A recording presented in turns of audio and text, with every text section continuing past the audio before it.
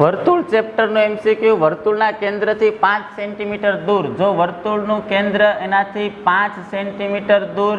આ 5 સેન્ટીમીટર દૂર આવેલા બિંદુ એ બિંદુમાંથી દોરેલા સ્પર્શકની લંબાઈ 4 સેન્ટીમીટર અહીંથી આપણે એક સ્પર્શક દોરવામાં આવ્યો તો આની લંબાઈ 4 સેન્ટીમીટર તો વર્તુળની ત્રિજ્યા એટલે કે આ ત્રિજ્યા r શોધો વર્તુળનું કેન્દ્ર O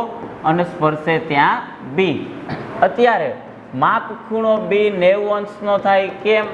તો કે પ્રમેય 10.1 અને પ્રમેય 10.1 શું કહે છે ત્રિજ્યા સ્પર્શકને હંમેશા લંબ હોય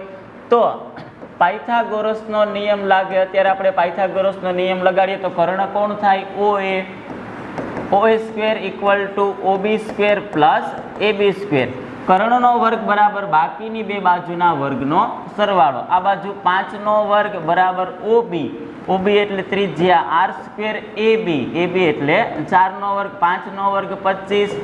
r સ્ક્વેર અને આ બાજુ 4 નો વર્ગ 16 બરાબરની ઓલી બાજુ જાય માઇનસ થાય 25 માંથી 16 જાય કેટલા વધે 9 બરાબર r સ્ક્વેર વર્ગ બરાબરની ઓલી બાજુ જાય વર્ગમૂળમાં 9 બરાબર r અને 9 નું વર્ગમૂળ કેટલું થાય 3 તો આવા વર્તુળની ત્રિજ્યા આપણને કેટલી મળે 3 3 4 5 આમ પણ આ પાયથાગોરસની ત્રિપુટી છે વર્તુળની ત્રિજ્યા થાય 3 સેન્ટીમીટર